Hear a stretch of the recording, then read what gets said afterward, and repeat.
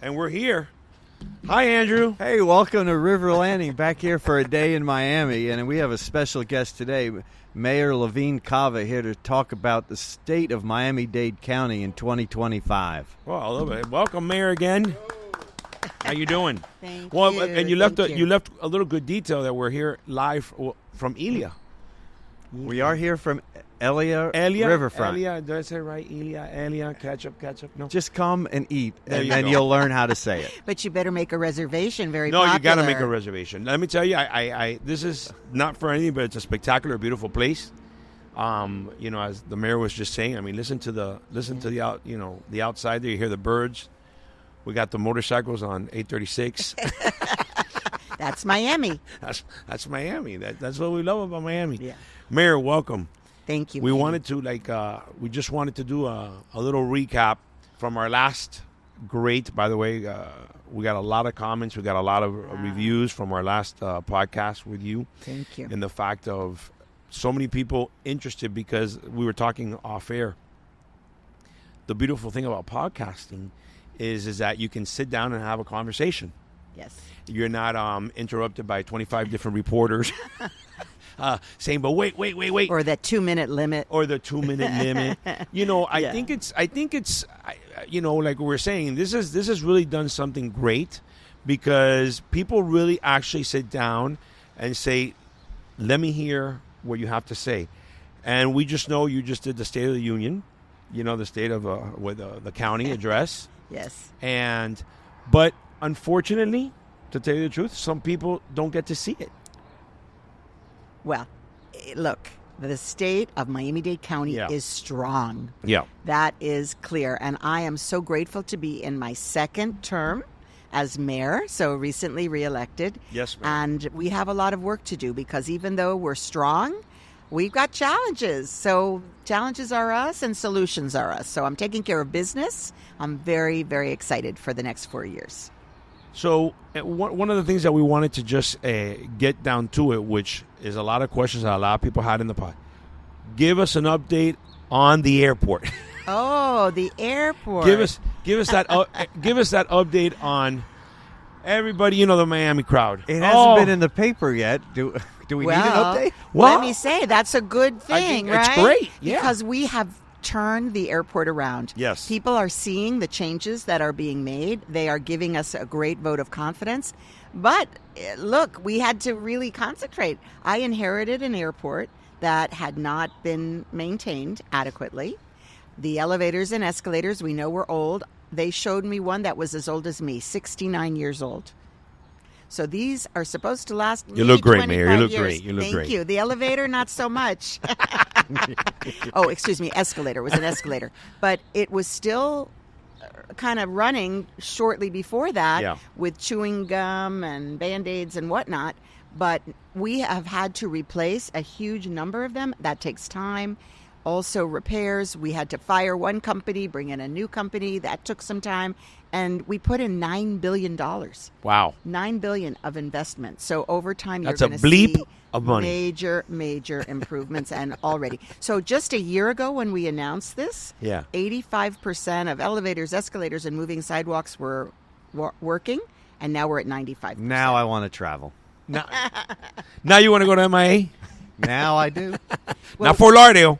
No, please. But let me also tell you, we changed morale at the airport because for the people who work there, it was also depressing, right? They're the ones every day. And we created a campaign called I Am MIA, and we are training all 35,000 people that work in the airport on customer service, and it's just been a major turnaround.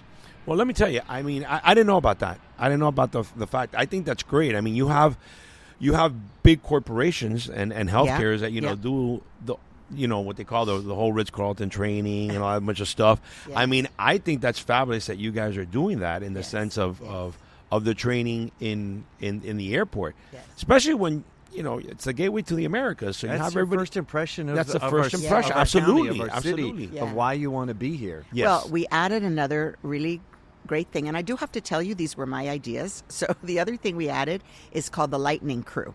Okay. Relámpago in Spanish. All right. And we have 130 that are making their way around the airport every day to find a ceiling tile that's out, a light bulb, extra, cleanup crew that's needed, whatever it is, and people can report it, and they're making things look better too. So these people are going around looking to see if there's a problem. Looking for everything they can instead repair. of our travelers posting everything on. That's right, and we have posting everything and sending us. Oh, look at this now. Yeah, look at that green fluid that came from the air conditioning. Yes. What was that green fluid? Does anybody know? Yes, it was the coolant that was part of the air conditioning system. It was not, nothing dangerous. It wasn't antifreeze or anything like that, right? Everybody, the whole damn people with antifreeze. No, there was no danger, and right.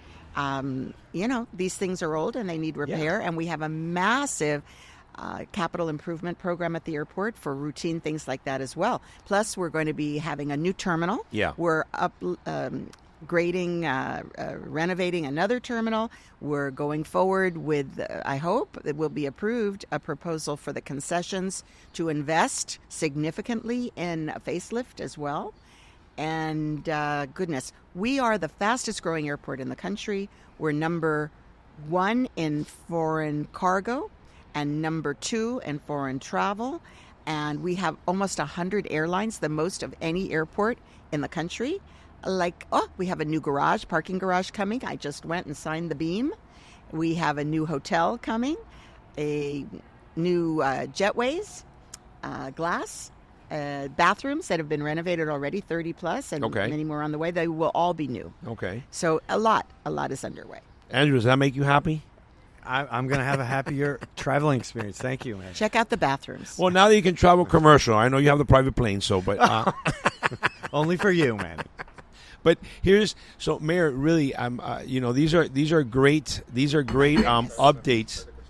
Those are great updates, really, that our everybody, our viewers and everybody is interested in. Now that you're telling me all this stuff, I'm thinking this is what I do, and then we put the people on the spot here, but not in a bad way. What are your thoughts if maybe we do like a Day in Miami podcast in the Miami International Airport? Absolutely, we would. And I would love to for us to maybe walk around with our camera people and check out all that stuff that you guys are doing we can post it. Yes. You know what I'm saying? Yes. I mean, to show because everybody loves to complain and talk a little bit of crapolas. Yeah. And this is why I say the podcast is so important, because we love to get your opinion and get your perspective on things and really say, hey, is this being done? Yes. Has this been finished? No. Timeline. What are you feeling on timeline on this? We're already seeing improvements. Like I told you, within the year, going from 85 to 95 of those things working is significant. But also we added a Bluetooth sensor to over 100 of them, so that sometimes I just need a reset. So, for example, the other day somebody sent us a photograph because, people know my number. They tell me everything. So I got an escalator was out and people were taking their suitcases by hand up the stairs. And it turned out it was a sensor and it was reset. So, people are seeing it, but they're going to see even more. In the course of the balance of my second term, they are going to see a really renovated airport. How'd you like to be the maintenance guy that gets the forwarded text from a mayor with a picture of a down escalator? How'd you like to be that guy? Well, and just to give you another example, somebody texted me. I do not know who all these people are, right? Somebody texted me and said, can't find a parking space, running late for my flight. I parked in the spot that I'm not supposed to park. That's kind of crazy also. And I contacted the airport and I said, do not tow this guy. Because there was no place to park. And I reformed the parking. I said, employees cannot park in the main parking lots during busy travel season. Okay. They have to park off-site. And we have not had problems with parking since. Well, but you see, I think those are stories worthwhile to know. Yeah. I don't know what's going to happen now. If everybody's going to be calling you any minute now with all the different parking situations. That think, the mayor's at the top of some pyramid, and has this She's big going to take care of you being towed. Well, she can pay attention to is your car going to get towed, and do we have enough parking? Look, the whole point of government is to trust your government. And I know that customer service is number one. So we have instilled that in all our departments. I've created also a resident services department that checks on everybody's follow-up. So I don't handle all the customer service issues. Right. No, I but get I make you. sure that our departments know that that's number one. Right. Okay, well, for all the viewers, we're going to get a little chance now to see a cargo ship pass by back here that we really can't, everybody can hear us. It's a working river. River landing is part of the working This is river. This is it. This is It is something this is that attracts first-hand people action. to come to the river. Yeah. So, Mayor, and another little thing, talk to us a little bit about how you setting up, how excited are you and tell us about World Cup in Dade County here. Right. So World Cup, Miami, woohoo! And we worked hard. I was really ambassador to make sure that Miami was part of this great enterprise, and very excited. 2026. We had a warm-up act with Copa, and we have other major games as well, and we're working on everything we need to be ready. We have a great host committee. We're raising money. We're selling special boxes and all of that, and we're pumped. Look, we are the soccer capital of the United States. Yes, because we have so many people from so many countries where soccer was number one. So now it's become number one in Miami too. Yeah, and Miami-Dade County has made an investment in bringing FIFA here. Yes. Explain why that's a good thing. You know, you have to invest money to make money. Isn't that true? That is right? 100% Okay. correct. 100%. Right. So this is an investment in an incredible economic engine, and not just in the short term for who comes and spends money.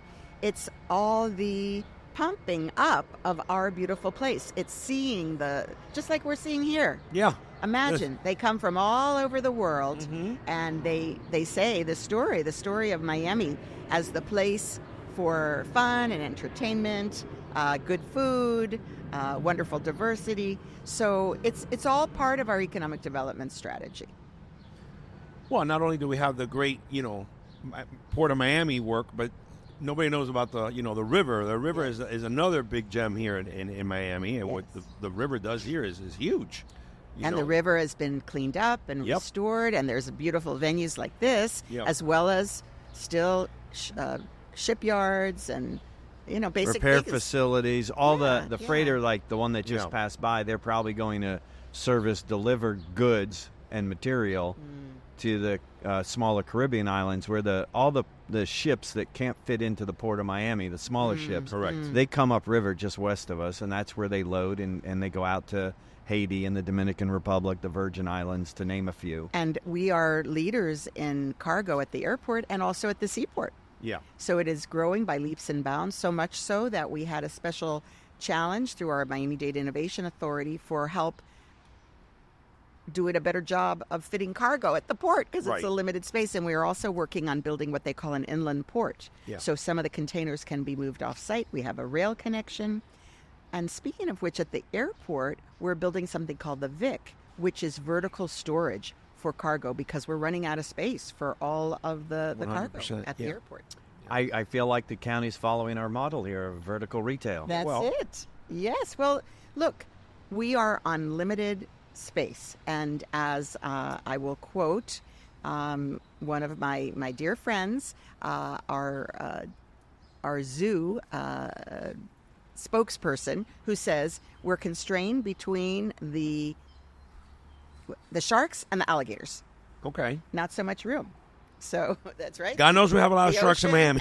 The ocean and the Everglades. So, yes, the only thing we can do is build up. And people are ready for it. We got to go up. We can't go that way. Yes. I'm with you on that one. Mayor, give us what's going on with, I've been hearing so much with the septic tank situation. Yeah.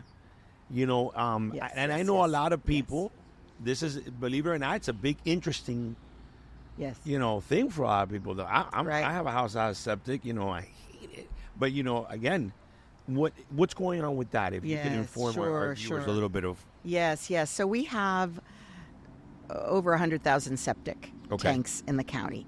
About 11,000 are considered compromised within the next decade or so because of rising sea levels. And when they're compromised, that means that the nutrients from the septic go into the waterways and out into the bay, and we have had a problem. Right. Fish kill, seagrass kill.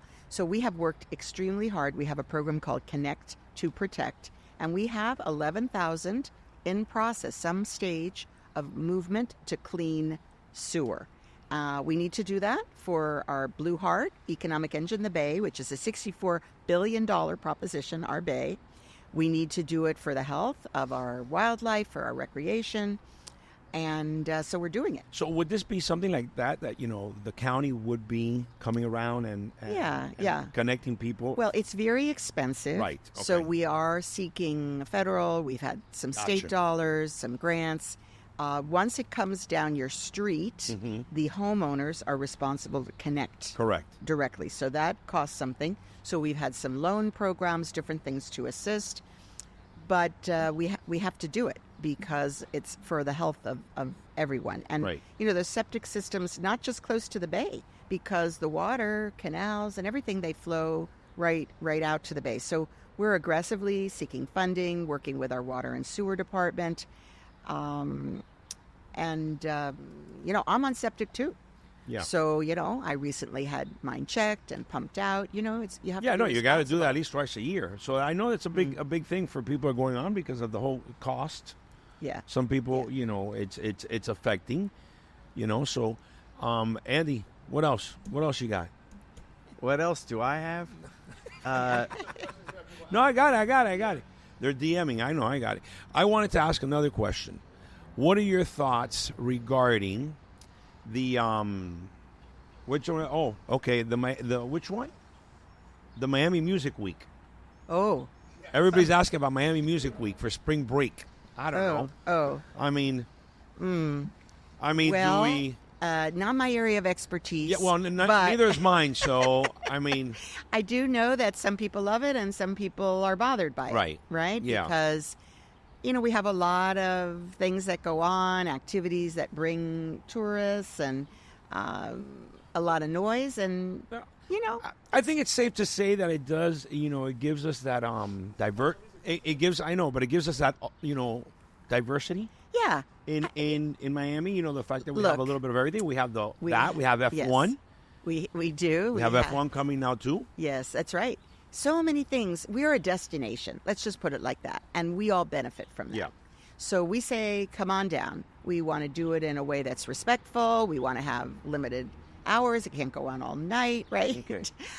But yes, we do welcome these important events that bring economic benefit and jobs. They bring jobs.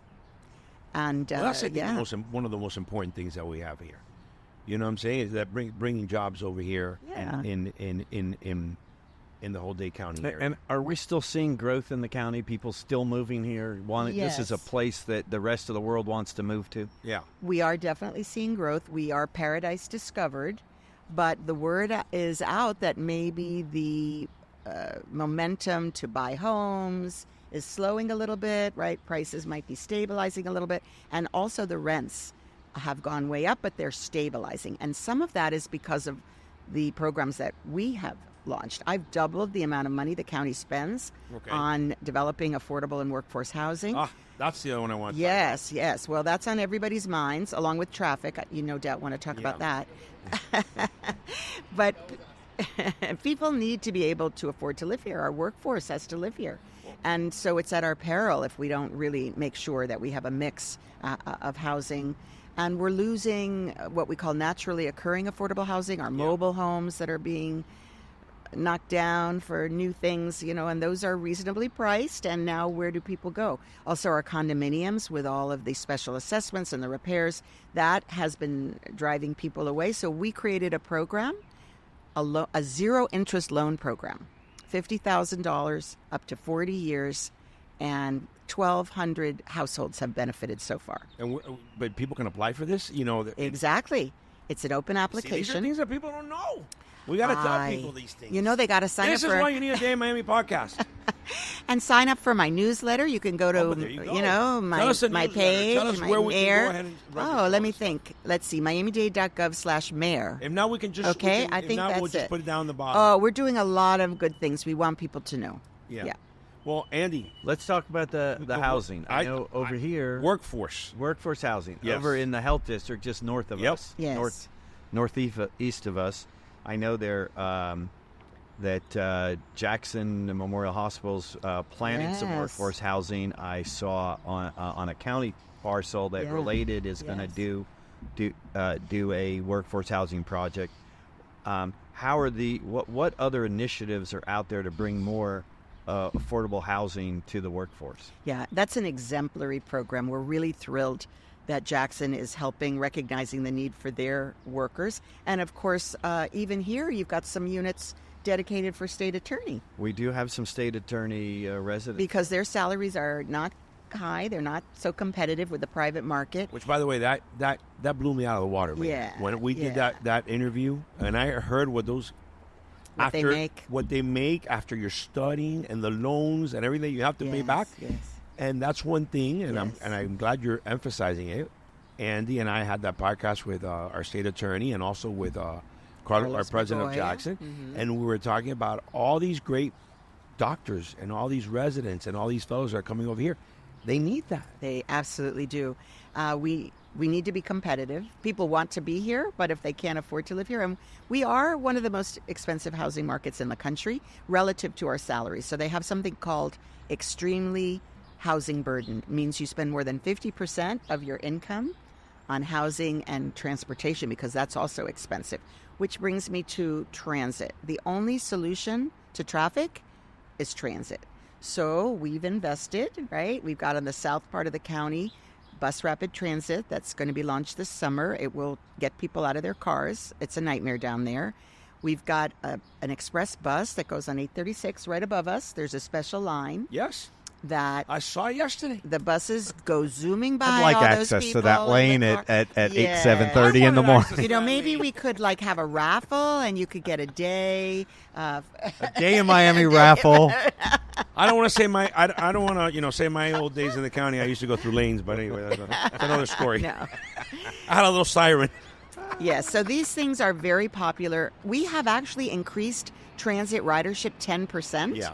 From pre-pandemic levels. I don't think there's another place in the country that can say that. We redid all our bus routes. We made more frequent service on the most popular routes to increase frequency, reliability. We added hours at nights and weekends. And people are voting with their feet. They're getting on transit. Well, listen, I mean, it's really the smartest thing for you to do. I mean, today, like I told you, I left my house. It took me an hour or something to get here. Not because of anything. I know I have to buy a place here, Andy. I know it. I know what you were going to say. It's just one point. It's a rental, and we can negotiate that on our next podcast. He likes to negotiate with me. Yeah, it's the only way I can have you on tape because this guy's a hard negotiator. Well, very hard negotiator. There also is something called transit-oriented development, or TOD, and we grant higher density bonuses if you're on a transit corridor, and then you can build with fewer parking spaces because people can use that transit. And that is also very popular. Okay. So I'm not getting into politics because I'm a nonpartisan guy. My question is, what are your thoughts? You're truly a politician. You know what you just did makes you a career politician. I come from the best. Well Maurice done. Ferre, well done. That? Well, Maurice trained you well. Well done. Remember that. So chief of staff for 20-some years. It pays off. My biggest question is, what are your thoughts about all the room about the Florida and no property taxes? Oh, yeah. We can't do that. In the legislature, I was there visiting this week. The legislators understand if you just eliminate property tax, then you have to find some other way to pay for the services that people want. Right. So maybe they'd have to get up to a 20% sales tax. I mean, think about it. Yeah. You have to pay. I mean, even if you reduce services and people want to reduce it, okay, but you can't just eliminate property taxes. Would they look at maybe increasing homestead or doing some different things to help? Look, we know people are burdened. We want to help them, but they also want to have the basic services. And the ones that would be most directly affected are law enforcement, fire, the basic building blocks. That's what that comes for. That's right. Yeah. That's the biggest Isn't share. that what government's for, right? Safety and security, right? Yeah, that's number one. Oh, but I mean, these are questions. Everybody's listen. You say things like that, and people get ecstatic. Sure, nobody wants to pay if they don't have to. But I just I'm curious always to get, everybody's point of view on this. I mean, it's kind of tough for you to say, well, we're eliminating property taxes. I mean, listen. Look, as mayor in my first term, we did reduce millage rate property taxes 2 years because there was a lot of growth. Mayor, so we got another big question that everybody's asking about. Give us a little bit about this WISE 305 initiative. Yes, sabiduría. Oh. My favorite Spanish word. Okay. All right. Wisdom. Look, we all know we have to use our tax dollars wisely. That's part of building trust in government. Okay. So, of course, I've been doing that for my first term, but now with the need to really be tighter with our finances because we've got a lot of pressure. We've got 5 new constitutional offices that are kind of separating, and they all want their own infrastructure, I'll put it like that, and they all have requests, so it's all out of the same pot. And we have the federal dollars that were generous, but now we don't know what the federal government will be investing. We got $6 billion in federal grants over the course of my first term. I mean, we were very successful. Yeah. And a lot of infrastructure money. So we have to really be wise about our spending. So we have an initiative that involves our workforce. Our workforce can identify savings, and we're working with our county commission. Just yesterday, there was a meeting of a committee that they've created to look at procurement. How could we save money in the procurement process? Well, it turns out that there's like this big a book of requirements for each procurement, and that's why it takes a year to get a procurement through on a good day. So what can we do to cut it down? We have plans to do that. That saves money. Saves staffing, it saves money. We also are looking at permitting. How can we reduce permitting time? We actually have really that's a big one. We have good county process. Some of the cities aren't as efficient as we are. We're going to work with our cities to see, can we bring them in the fold? And, it's duplicative. I think that's a great idea. Yeah. Yeah, I mean, everybody's got their own thing, and then that's extra because remember, work for the everybody. city always has to work with the county. Absolutely. On all the permitting issues. That's right. So we want to do more of that. Also, there's technological advances, like we are looking at AI across the county, how we can incorporate that more in our workflows to reduce time and be more efficient. We are cutting our budget. We're cutting it this year, and we're cutting it for next year. So we're looking for big savings. We also are looking at all old legislation and directives, 10 years and older, to see what could be retired. We spend a lot of time following things that are no longer relevant. So we've started to identify that, and the commission is helping us to get rid of old regulations. Okay. What about, I heard something also about Tropical Park. Anything on Tropical Park? Do we know anything on Tropical Park? Tropical Park is a jewel. Yeah. It's wonderful. I mean, Tropical Park is like a staple. It is incredible. You go there on the weekend, it's jam-packed, activities everywhere, all the fields. We've got new pickleball courts at Tropical Park. That's the thing. That's the thing. But we also are looking at upgrading the equestrian facility. Oh, okay. Our chairman, Anthony Rodriguez, in whose district Tropical sits, is very big on horses. In fact, Country Fest is coming up in April. That's a big rodeo, and there'll be animals and horse shows and which food and entertainment. Which I love the idea. Which, by the way, we have reached out to the chairman. He has not returned my phone call. Oh, I think I could help you on that. Just saying on that one. Just saying. I know people. We got the mayor here, so just saying. But anyway, I'm not gonna text again.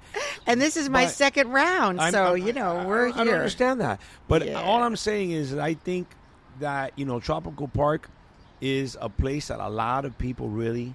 Families, just say, come Sunday, they want to go to Tropical Park, and I think that's fabulous that they're really investing. And we have a lot of festivals there, too. Absolutely. Lots and lots of activities. Absolutely. Really a wonderful place. Mayor, I know you got to go, but before I let you go, a lot of people say, Mayor Cava is she's like a mom.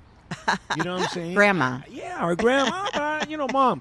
And I really attest to that. You know what I'm saying? I've always been, a person that I say, I try to do not the nonpartisan situation, especially in local politics. But Do we have any future aspirations after we finish? I see. Where are you going with that? Look where you're Where going. we finish State Look County. at that. So, You know, slid that right does in there. Florida need a grandma? Does Florida need a good hug? Yes, it does. Yes, it needs a for good sure. We all do. We all do. Look, this week is the anniversary of the declaration of the COVID pandemic. Oh, 5 years. Incredible. 5 years. Think The about world that. changed. The world has changed. Yep. And in many ways, not for the good, right? People are struggling. People were isolated. They've really not recovered. It's just a different world. Yeah. And we all need hugs. And in fact, one of my priorities is healthy and safe. And we are launching a suicide prevention initiative, mental health, awareness of services, reducing stigma, even inside county government, even for our own employees. So everybody needs a hug. As far as me, I've got 4 years. I'm excited to have my second term. You got a lot to do I've with got all a this lot stuff to here. do, Yeah. and I'm going to do it to the best of my ability. And after that, I don't know. But I will say this. It's been a joy. It's been a privilege. And also now I'm a grandma. So I wasn't a grandma when I started my political journey. Yes. And I have one grandchild that lives here. She is adorable. She's even come here for events. Okay. And she'll be coming for more. So stay tuned for more Layla. Well, I love it. So thank you so much. And I really want to say that we love having you because I think, again, that this is a platform that because we're going to get now a whole bunch of questions, and then people will say, oh, but you didn't ask this, you didn't ask that. But this is a platform that you can really, really explain to people what's going on. You'll line up the questions for next time. Yeah, that's what I'm saying. Yeah, I'm very eager to come as often as I possibly can. And by the way, I'm going to Appreciate hold it. you to the fact that we want to do the podcast in The Miami, airport. in the airport. I think we should do that and really show people with our cameras. I want to see you in your plumber pants, for sure. Well, we have special. I have spectacular plumber pants. No, we have a special vest for the And lightning boots. squad. It's got a lightning. I love it. I think we would love to interview those folks that are going around Yes, and saying. they're very proud. They're excited. They know they're making a difference. I love it. Yeah. Mayor, thank you so much. Thank you Thank so you. much Keep on for rocking being here. Thank you, gentlemen.